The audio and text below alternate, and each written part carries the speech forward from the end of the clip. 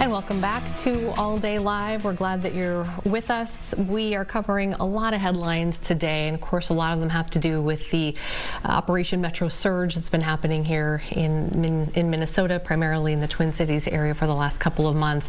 One of the bigger developments over the weekend with Operation Metro Surge is a court ruling that happened, I believe, Saturday, late Saturday. The ruling is that this will continue, the operation will continue for now as is, after this federal judge rejected a request by the state of Minnesota and the cities of Minneapolis and St. Paul for a temporary restraining order. What does that mean? Well, joining me now is attorney and political analyst Madeline Summerville. Thanks so much for being with us. Thanks so much for having me on, Amy. I'm happy to be here. So can we kind of just break this down and start with what the state and Minneapolis and St. Paul are trying to do here? Sure.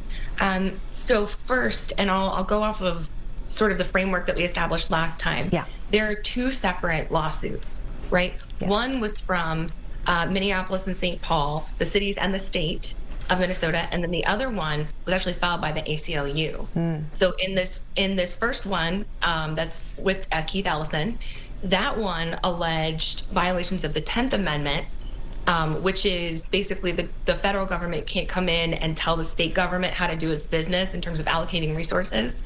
And then the other one was a sovereignty issue in terms of states are allowed to protect their citizens' safety, and that there has to be equal protection in the law for all the different states, right? So you can't treat Minnesota and these cities differently than you do the other ones, right? Yep. So that's that one. The preliminary injunction, the order that you just spoke about, was on that case. Okay. Then yes.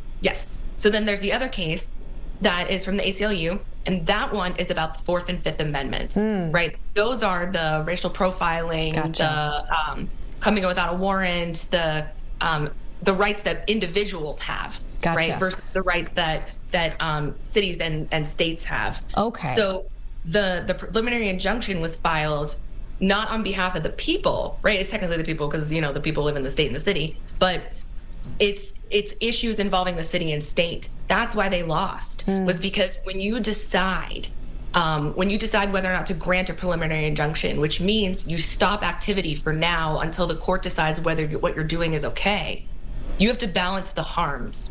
So on the one side, you say it's going to harm the cities and the state in this way versus it's going to harm the federal government in this way.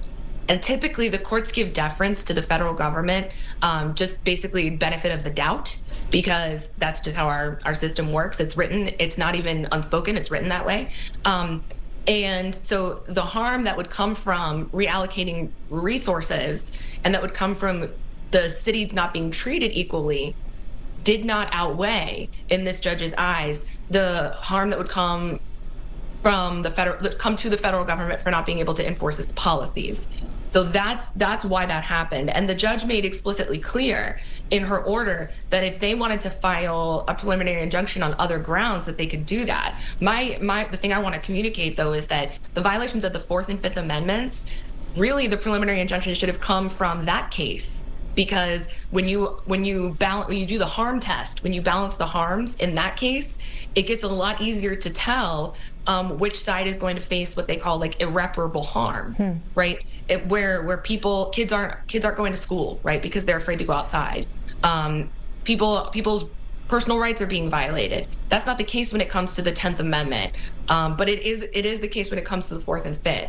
So I think that they would have much better luck if they tried it that way. But that's the breakdown of the lawsuit stuff. Okay. So that's the ACLU, the sovereignty piece. Clear as mud, right? This is so confusing, Madeline. I know it. Okay, so there's that piece of it. So as we're taking a look at it was a federal judge, Judge Catherine Menendez, U.S. District Judge here, said that the state and the cities of Minneapolis-St. Paul did not meet that legal burden, the threshold for the 10th Amendment.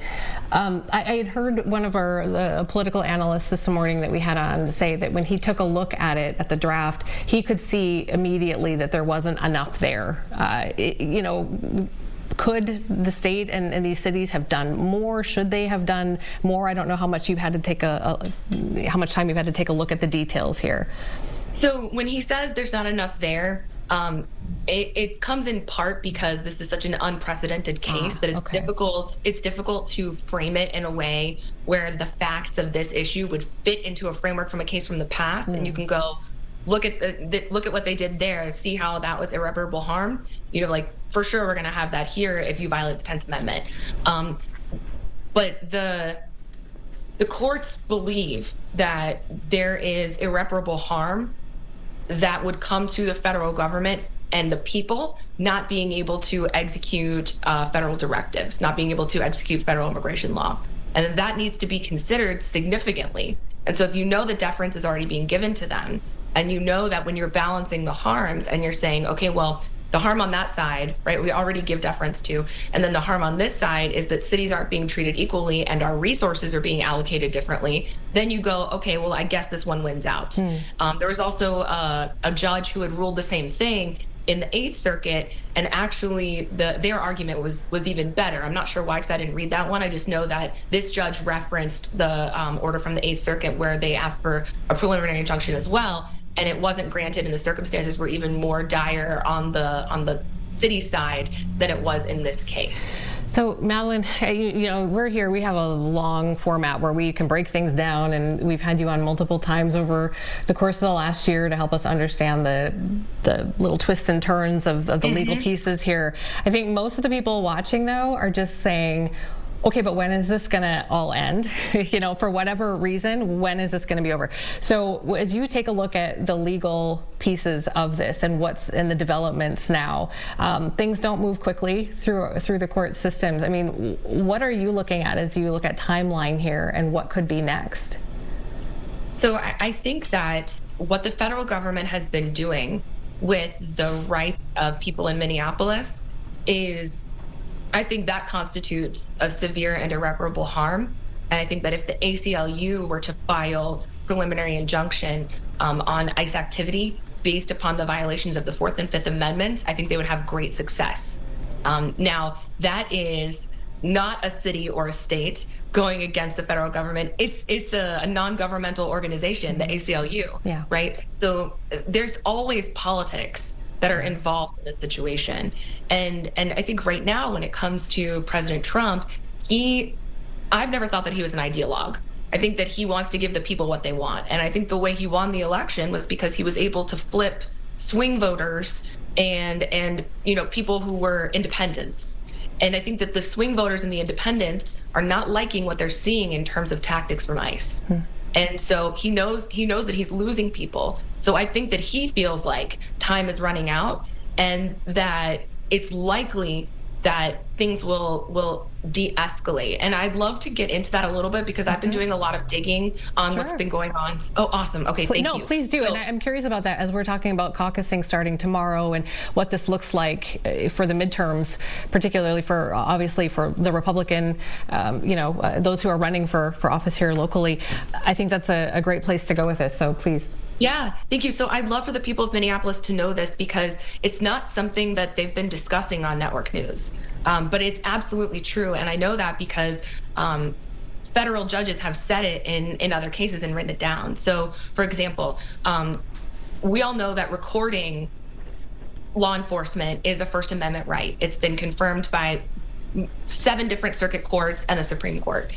The issue here is that there's a directive from June 14th from DHS where they're training ICE officers that if someone is filming you, that constitutes doxing, and that doxing puts you in danger. It's a threat to your safety, and that you are, as an ICE agent, are allowed to do whatever means necessary, to use whatever means necessary to protect your safety. That would explain why when there was the woman in the white coat who was standing off to the side before Mr. Alex Preddy stood in front of her when she was getting pepper sprayed, why the ICE agent came over in the first place, because she was just standing off to the side filming, and the ICE agent walked over to her and pushed her, and that's how this all started. And it explains that motivation. Then there's also the issues of the warrant. So there's a directive from May 12th that tells people, and this is the really sort of clever way that they've been dealing with this, the federal government, there's a directive from May 12th that says that you don't need a warrant to go into someone's home, right? Here's how they're able to get away with saying that. And it's not true, by the way. The phrase criminal illegal alien, right? That's one that we're hearing recently over and over again from the government. When a person who is undocumented, right, when they cross the border and they don't have citizenship, that doesn't make them a criminal. Actually, it's a civil offense to cross the border like that. And so characterizing that, first of all, makes people think that they're dangerous when you characterize them as a criminal. Just so people know, only 5% of the people who are currently in ICE detention have ever been convicted of a violent crime, just to be clear about that.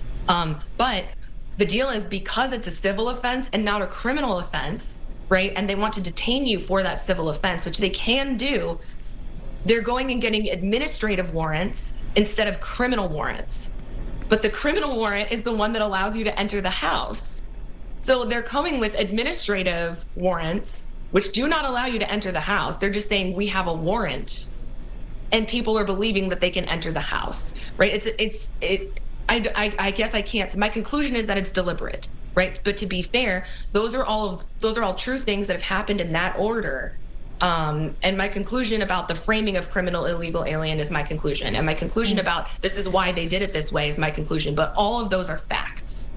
Yeah, we just talked with our Rebels and a reporter who's looking into 5-year-old Liam Ramos and his father, Adrian, who had just been returned to Minnesota. And he said that he was looking at the judge's ruling of why that judge sent back the two to Minnesota. And he said that this judge pointed to the fact that an administrative warrant was used, not a judicial warrant in that case. And that's the reason we see them coming back. So we are seeing this kind of play out now throughout the legal system, and as I was saying earlier with Rob, our reporter, for us as journalists, we're trying to kind of gravitate toward the law piece of it, because there are policies, there are laws, and we have to kind of navigate all of that. And I think, So the really difficult piece about all of this is that it's difficult to not infer intent when you see that the policies being written contradict the law and the rights that people know that they have.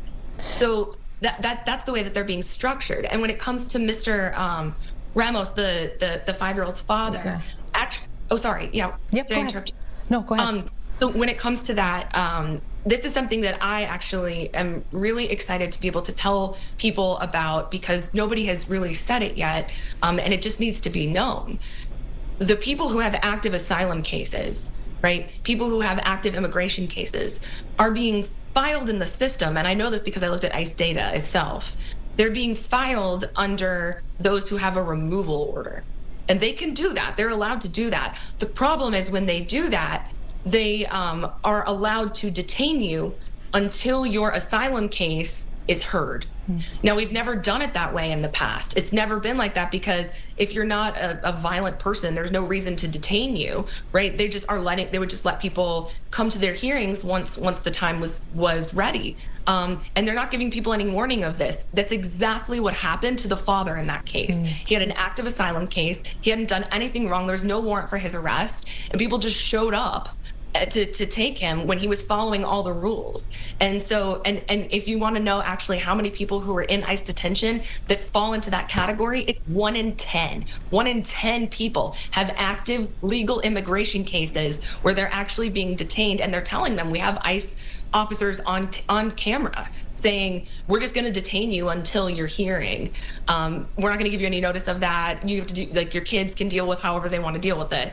But that's the truth about what's happening. And the problem is that the administration isn't telling the truth about what the policies are. And again, we could have a really long conversation about this. I know you've spent a lot of time looking into this kind of thing, and we'll have to probably have you on again just to dig into some of this, because I think we're in a place now where we are looking at policies, we are looking at at laws. And, you know, as far as the Trump administration goes, I think some of the things I've read about, you know, the policy change and the reason that they have said if you see someone recording is, you know, there is also the reality that there are death threats against these agents, and they are in the heightened environment right now, and none of us could know what that's like to be on the other side of that, right? And so, but to your point, there's policy and then there's law, and so eventually I think we'll get to a place where we can parse some of that out, but there's so much swirling around all of us right now that it's kind of hard to get there. So we appreciate your insights into this, and we'll have to have you on again,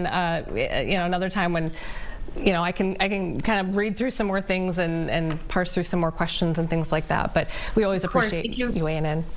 Yeah, thank you for giving me the opportunity to come on and talk and share this with your viewers. All right. Thanks, Madeline. All right, take care.